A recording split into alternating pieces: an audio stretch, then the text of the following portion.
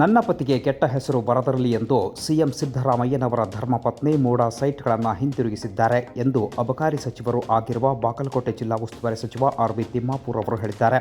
October 2 ಬೆಳಗ್ಗೆ 10:30 ಬಾಗಲಕೋಟೆ ನಗರದ ಹೊಸ ಪ್ರವಾಸಿ ಮಂದಿರದಲ್ಲಿ ಮಾತನಾಡಿರುವ ಅವರು, ಸಿಎಂ ಧರ್ಮಪತ್ನಿ ಮೂಡಾ ಸೈಟ್ಗಳನ್ನು ಹಿಂದಿರುಗಿಸಿರುವ ಬಗ್ಗೆ ಪ್ರತಿಕ್ರಿಯೆಯನ್ನು ನೀಡಿದ್ದಾರೆ. ತನ್ನ ಯಜಮಾನರಿಗೆ ಕೆಟ್ಟ ಹೆಸರು ಬರದಿರಲಿ ಎಂದು ಸದುದ್ದೇಶದಿಂದ ಸೈಟ್ಗಳನ್ನು ಹಿಂದಿರುಗಿಸಿದ್ದಾರೆ. ಅದು ತಪ್ಪಾ ಎಂದು ಪ್ರಶ್ನಿಸಿದ್ದಾರೆ. ತನಿಖೆ ನಡೆಯುತ್ತಿದೆ, ಜನರಿಗೆ ಸತ್ಯ ಗೊತ್ತಾಗುತ್ತೆ. ಸಿಎಂ ಅವರ ಚಾರಿತ್ರ್ಯ ವಧೆ ಮಾಡುವ ಚಿಲ್ಲರೆ ಕೆಲಸವನ್ನು ಬಿಜೆಪಿಗರು ಮಾಡುತ್ತಿದ್ದಾರೆ. ಚಿಲ್ಲರೆ ರಾಜಕಾರಣ ಅದು ನಮಗೆ ಒಗ್ಗುವುದಿಲ್ಲವೆಂದು ಬಿಜೆಪಿಗರ ವಿರುದ್ಧ ಕಿಡಿಕಾರಿದ್ದಾರೆ. ತನಿಖೆ ನಡೆಯುತ್ತಿದೆ, ಸತ್ಯಾಸತ್ಯತೆ ಗೊತ್ತಾಗುತ್ತದೆ ಎಂದು ಅವರು ಹೇಳಿದ್ದಾರೆ. ಈ ಸಂದರ್ಭದಲ್ಲಿ ಅವರು ಮಾತನಾಡಿದ್ದು ಹೀಗೆ. ಇವರು ಯಾವುದಕ್ಕೂ ಇಂಥ ಹೇಡಿ ಕೆಲಸದ ಏನು ಚಾಲೂ ಮಾಡ್ಯಾರಲ್ಲ, ಇದಕ್ಕೆ ಬಗ್ಗುವುದಿಲ್ಲ. ನಮ್ಮ ಮುಖ್ಯಮಂತ್ರಿ ಗಟ್ಟಿದ್ದಾರೆ. 136 ಜನರ ಶಾಸಕರ ಬೆಂಬಲ ಇದೆ, ಹೈಕಮಾಂಡ್ ಬೆಂಬಲ ಇದೆ, ಜನರ ಆಶೀರ್ವಾದ ಇದೆ.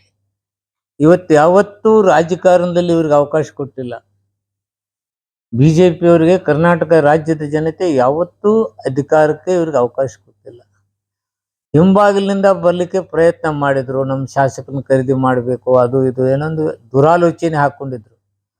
ಆದರೆ ನಮ್ಮೆಲ್ಲ ಶಾಸಕರು ಭದ್ರತೆಯನ್ನು ತೋರಿಸಿದ್ರಿಂದ ನಾವು ಗಟ್ಟಿಯಾಗಿ ಕಾಂಗ್ರೆಸ್ ಜೊತೆ ಇರ್ತೀವಿ ಅಂತಕ್ಕಂಥದ್ದನ್ನ ಯಾವತ್ತು ಮನಗಂಡ್ರು ಅವತ್ತು ಮತ್ತೆ ಏನಾದರೂ ಮಾಡಿ ಪಕ್ಷಕ್ಕೆ ಸಿದ್ದರಾಮಯ್ಯಜಿ ಅವರಿಗೆ ಕೆಟ್ಟ ಹೆಸರು ತರಲಿಕ್ಕೆ ಪ್ರಯತ್ನ ಮಾಡ್ತಾ ಇದ್ದಾರೆ. ಇದು ಫಲಿಸೋದಿಲ್ಲ, ಇದು ವಿಫಲತೆ ಹೊಂದ್ತಾರೆ.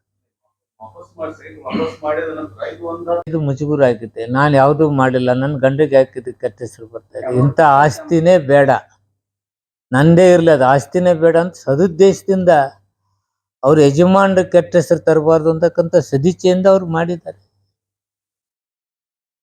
ಅದು ತಪ್ಪ ಆಗಲಿಲ್ಲ. ಎನ್ಕ್ವೈರಿ ನಡೀತಾ ಇದೆ. ಏನು ತಪ್ಪಿದೆ ಅನ್ನೋ ಜನತೆಗೆ ತೋರಿಸ್ಲಿ. ಅವರು ತಪ್ಪೇ ಇಲ್ಲದನ್ನು ಹುಟ್ಟು ಹಾಕಿ ಚಾರಿತ್ರ್ಯ ವಜೆ ಮಾಡ್ತಕ್ಕಂಥ ಕೆಲಸ ಖಂಡನೀಯ. ಅದು ಏನು ತಪ್ಪು?